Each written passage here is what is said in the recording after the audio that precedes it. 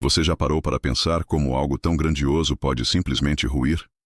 Como um império que controlava terras, povos e riquezas por mais de 1000 anos, desapareceu diante dos olhos do mundo. Hoje eu vou te contar como foi a queda do Império Romano do Ocidente. O dia em que a cidade eterna, que parecia indestrutível, foi obrigada a se curvar. Roma. Durante séculos, ela não foi apenas uma cidade. Roma era uma ideia. Era um símbolo de poder, de glória, de domínio absoluto. Quando um romano dizia Roma, ele não falava apenas de ruas e muralhas. Ele falava de um império que ia do deserto quente da África, passando pelas colinas da Grécia, até as terras frias da Britânia. Era um mundo inteiro sob um só nome. Mas toda grandeza carrega rachaduras invisíveis. E Roma já estava se corroendo por dentro muito antes de cair por fora. Guerras civis intermináveis, corrupção entre os senadores, imperadores que pensavam mais em seus luxos do que no povo, e um exército que, ao invés de ser romano de verdade, passou a ser formado por mercenários estrangeiros. Guerreiros que lutavam por dinheiro e não por lealdade. Enquanto isso, nas fronteiras do império, algo crescia. Povos que os romanos chamavam de bárbaros. Visigodos, vândalos, ostrogodos, érulos. Homens que não falavam latim, que não seguiam as tradições de Roma, mas que observavam, aprendiam e esperavam o momento certo. Roma os desprezava. Mas, ironicamente, foram eles que acabaram colocando o império de joelhos. O ano era 476 d.C. Roma já não era mais aquela metrópole cheia de vida e poder. Suas ruas estavam mais vazias, suas construções enfraquecidas. O Coliseu, que já tinha visto batalhas gloriosas, agora servia como lembrança de um passado que não voltaria mais. E no trono estava um menino, o último imperador romano do Ocidente, Rômulo Augustulo. Um detalhe curioso, o nome dele, Rômulo, era o mesmo do lendário fundador de Roma. E Augustulo era uma forma diminutiva de Augusto, o título do primeiro imperador. Era como se o destino tivesse feito questão de brincar com a história. Roma começou com Rômulo e Augusto, e terminaria com Rômulo Augustulo.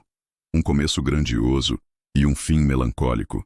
Mas esse jovem imperador não tinha o poder dos antigos Césares. Ele não comandava legiões, não tomava grandes decisões.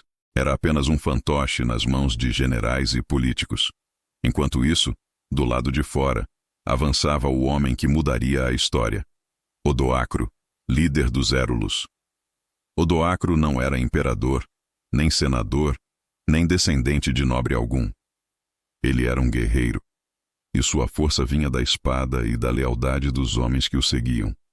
Para ele e seus soldados, Roma já não era um colosso. Era apenas uma carcaça dourada, pronta para ser tomada. E então, Roma caiu. Mas não da forma que muitos imaginam, com batalhas épicas, com muralhas explodindo ou multidões em pânico. A queda foi quase silenciosa. Não havia mais exércitos poderosos para defender a cidade.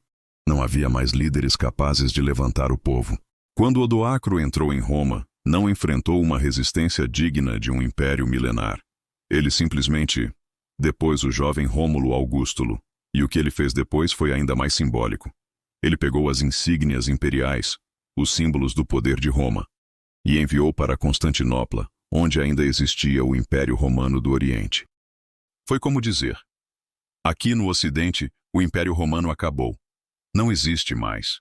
E assim, em um gesto simples, sem glória, sem resistência, sem heroísmo, caiu o maior império da antiguidade. 1000 anos de história, reduzidos ao silêncio de uma cidade cansada. Mas a queda não significou apenas o fim de um governo. Significou o início de uma nova era. Com Roma em ruínas, estradas deixaram de ser cuidadas, aquedutos secaram, bibliotecas se perderam, e a Europa mergulhou no que ficou conhecido como Idade das Trevas. Um tempo de incertezas, guerras locais e perda de conhecimento. Ainda assim, a chama de Roma nunca se apagou. Sua língua deu origem ao português, espanhol, francês, italiano. Suas leis inspiraram países até hoje. Sua arquitetura, seus arcos, seus anfiteatros, ainda estão de pé, lembrando o mundo de uma glória que não morre. Roma caiu, Mas Roma nunca deixou de existir dentro da nossa história. Agora me diga, você acredita que Roma caiu por causa da força dos bárbaros? Ou foi destruída pouco a pouco por sua própria corrupção e decadência? Deixe sua opinião nos comentários, porque essa discussão ainda continua viva até hoje.